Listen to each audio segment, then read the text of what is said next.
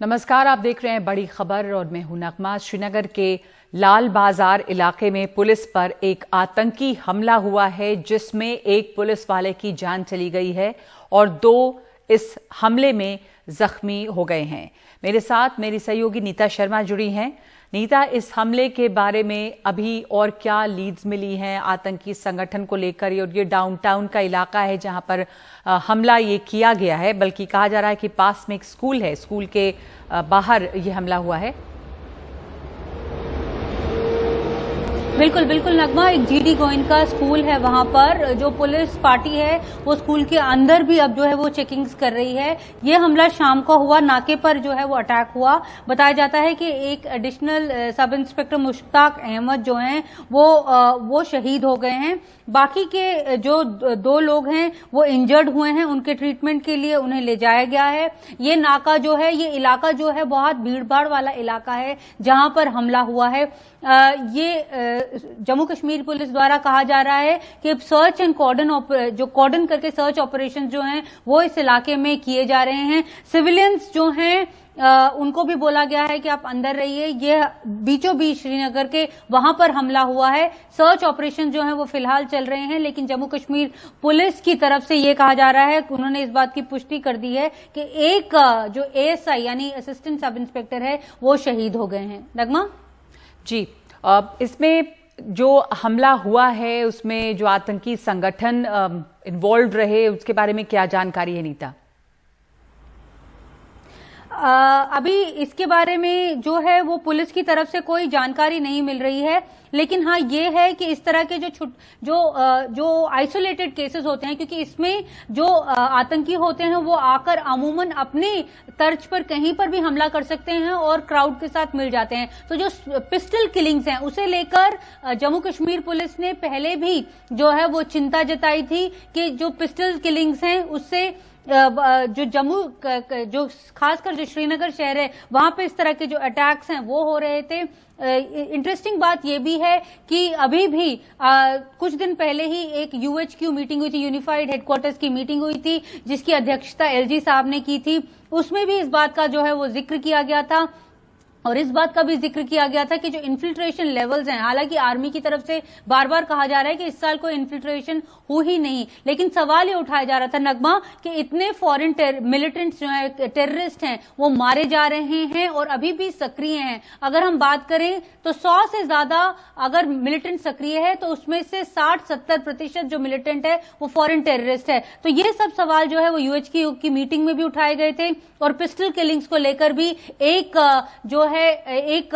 Concern जो है वो बताई गई थी। लेकिन जहां तक इस इंसिडेंट का सवाल है, अभी किसी तंजीम ने इसका ओन अप नहीं किया है, ना ही जम्मू कश्मीर पुलिस की तरफ से बताया जा रहा है कि इस हमले के पीछे अभी कौन सा गुट हो सकता है। जी, जैसा आप कह रही हैं कि ये लोन वुल्फ अटैक हो सकता है और अक्सर ऐसा देखा गया है। पर नीता, जैसा आप बता रही हैं कि आर्मी बार बार कह रही है कि इन्फिल्ट्रेशन ज्यादा नहीं हुए इस साल, पर जम्मू कश्मीर में सुरक्षा के मद्देनजर जिस तरह के इधर हमले हुए हैं हमने देखा है कि उसकी फ्रीक्वेंसी अब एक बार फिर से बढ़ी है और आतंकी घटनाएं भी हो रही हैं काफी।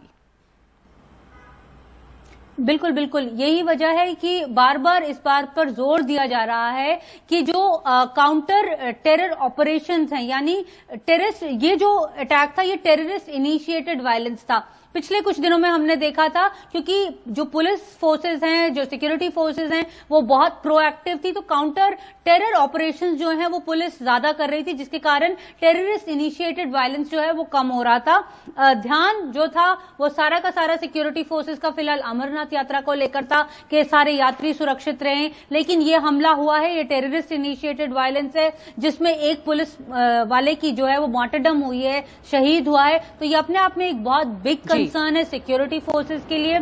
इधर केंद्रीय गृह मंत्रालय की तरफ से भी बार बार बोला जाता है कि आप जो काउंटर टेरर ऑप्स हैं उस पर ज्यादा इजाफा लाइए, ज्यादा अपनी तरफ से जो ऑपरेशंस हैं वो कीजिए। यही वजह है कि सुरक्षा बल भी ज्यादा नाके जो है इलाके में लगाकर जो चेकिंग्स हैं, क्रॉस चेकिंग्स हैं वो करते रहते हैं।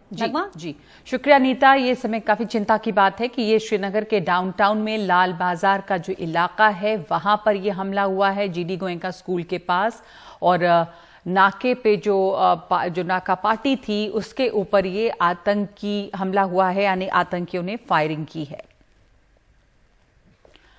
और लक्षद्वीप से एनसीपी के सांसद मोहम्मद फैजल के खिलाफ एक मुकदमा दर्ज किया गया है। उनके ठिकानों पर छापेमारी भी हो रही है।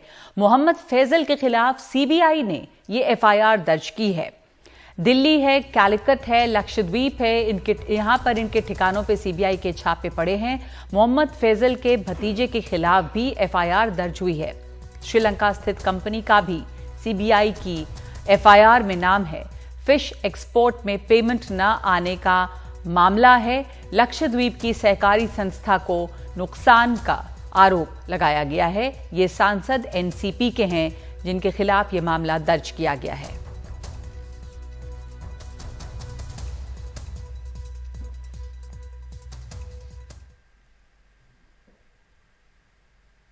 Fact checking website alt news के को फाउंडर यानी सह संस्थापक मोहम्मद जुबैर के खिलाफ उत्तर प्रदेश में दर्ज मामलों की जांच के लिए एसआईटी का गठन किया गया है। उत्तर प्रदेश सरकार ने एसआईटी का गठन किया है। यूपी में जुबैर के खिलाफ 6 एफआईआर दर्ज हैं। सीतापुर, लखीमपुर, मुजफ्फरनगर, गाजियाबाद में एक एफआईआर हैं। हाथरस में जुबैर के खिलाफ 2 मुकदमे दर्ज किए गए हैं। ज्यादातर मामले धार्मिक भावनाएं आहत करने के हैं। सीतापुर में दर्ज एफआईआर में उसे अंतरिम जमानत मिली है, यानी इंटरिम बेल। लखीमपुर में दर्ज केस में वो न्यायिक हिरासत में है।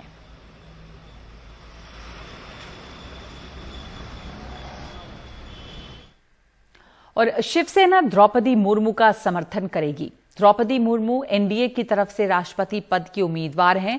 अब राष्ट्रपति चुनावों में शिवसेना एनडीए के साथ है। उद्धव ठाकरे ने 16 सांसदों की अपील पर यह फैसला लिया है।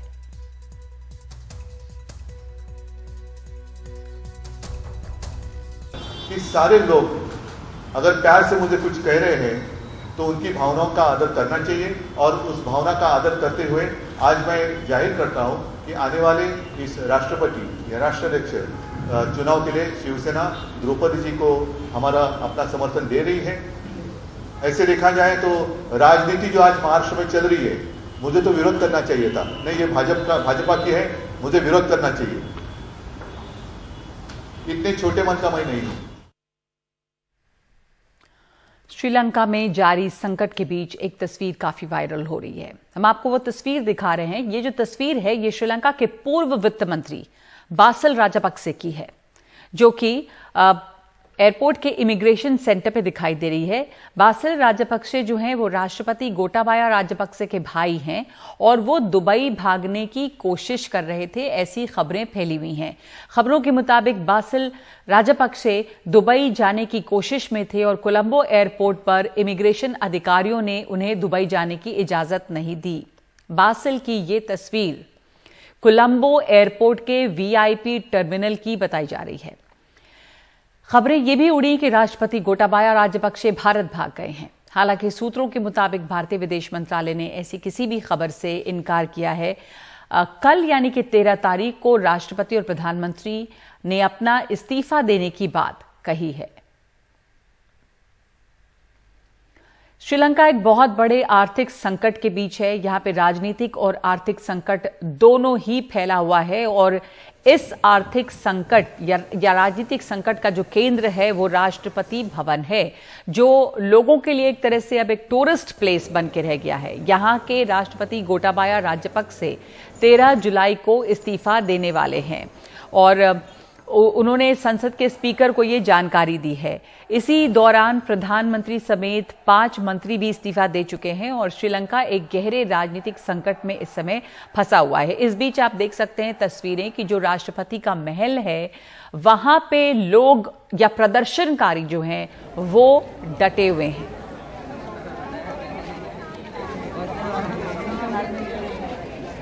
Well, it was once again the all parties meet happened just yesterday, what they had decided. Yes, Gotabaya Rajapaksa is going to resign, and that's the official confirmation given by Gotabaya himself to Prime Minister Ranil Wickremesinghe. And what's more important to note that they have come up with an action plan, which means when Gotabaya Rajapaksa resigns on the 13th of July, that means the 15th of July, they're going to convene a parliament meet, and after which we understand there will be a decision taken in terms of who will be the next president, and by 20th we understand they will be announcing the name of the new president for Sri Lanka. So that's been decided at the moment. But also to give you a sense of where we are reporting from, this is the Temple Trees. Now this is the official residence of Prime Minister Ranil Wickremesinghe. Now this is not a site, a regular site that you would see, a place that is frequented by the political heavyweights and some of the elites. You wouldn't really see people from all walks of lives. Common man, in fact, waltzing into this place, having a look, taking a tour, exploring what this entire place was like when Mr. Ranil Wickremesinghe was right here. Now, this particular place is swarmed with the people. Several of them are relaxing, several of them are taking a look at the entire place. On to my left, you see there is a piano. People have gathered there. There are several people who are playing, in fact, singing songs. They're playing piano. This is turned out to become an entertainment. The music, in fact. Also, taking you to the exit of this particular living space inside Prime Minister Ranil Wickremesinghe's office, official residence. We are just exiting to the backyard. And what you're going to see in the backyard is a huge community kitchen on to my right. So several people have volunteered to cook food here in Ranil Wickremesinghe's backyard, cook the food, supply the food to all those who come in here. And, according to them, they say their daily numbers have increased for over from 200 to about 400 to 500. That is the kind of number and the food that gets cooked here and supplied, especially to those who come, relax, take a walk, sauntering around in this particular palatial bungalow, what you see right behind me. Sri Lanka के प्रधानमंत्री आवास में लोगों के लिए community kitchen की व्यवस्था की जा रही है। यहाँ पे लोगों के लिए खाना बन रहा है। तकरीबन 1000 से लोग रोज आते हैं, उनके लिए खाना बन रहा है। अब देख सकते हैं यहाँ पे किस तरीके से यहाँ पे बर्तनों में खाना बन रहा है। कोलंबो से श्रीजा MS की रिपोर्ट NDTV इंडिया के लिए।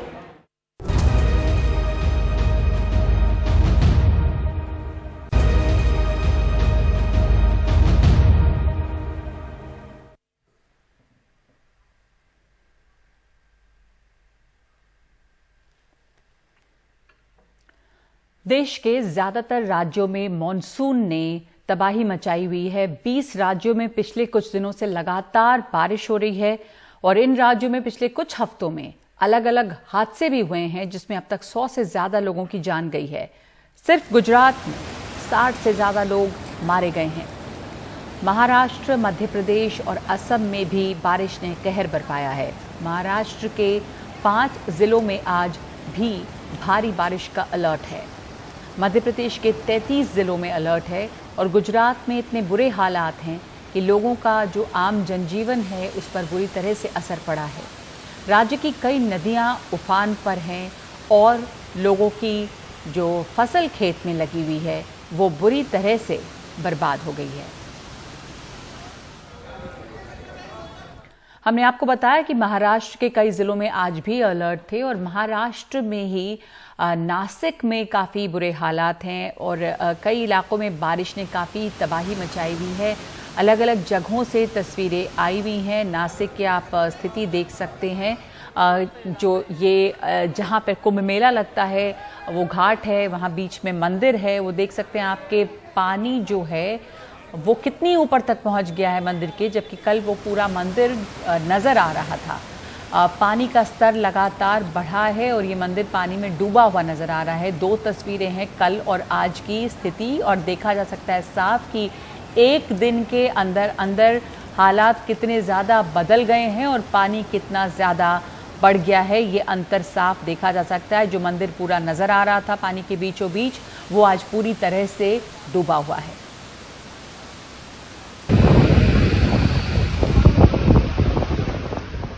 और ये नंदुबार ज़िले में की तस्वीरें हैं, जहां पर भयंकर बारिश के बाद सड़कों पे सब तरफ पानी है। लंबा जाम लगा हुआ है सड़कों पर, क्योंकि सड़कें नज़र नहीं आ रही हैं। सड़कें जो हैं वो पानी से भरी हुई हैं। कुछ इसी तरह के ख़राब हालात मुंबई शहर के बिल्कुल करीब ठाणे में भी है। यहाँ भी जमकर बारिश हुई है और एक गाड़ी, चूंकि सड़क पे पानी इतना ज़्यादा रहा कि गड्ढे पता नहीं चल रहे हैं, और एक गाड़ी जो है वो गड्ढे में गिर गई है, जिसकी ये तस्वीर सामने आई है।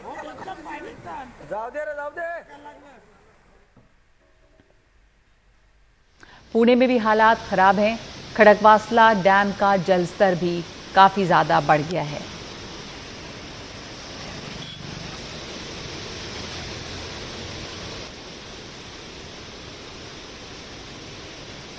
केदारनाथ के रास्ते की भी कुछ तस्वीरें सामने आई हैं। इनमें पहाड़ों से गिर रहे पानी से वाटरफॉल सा बन गया है और उसी के बीच से लोग गुजरते भी जा रहे हैं।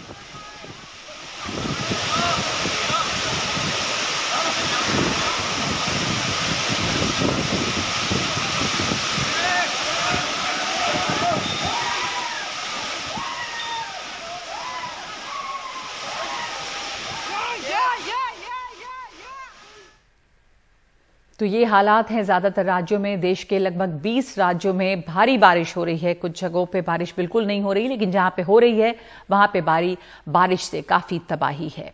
बड़ी खबर में आज के लिए इतना ही। नमस्कार।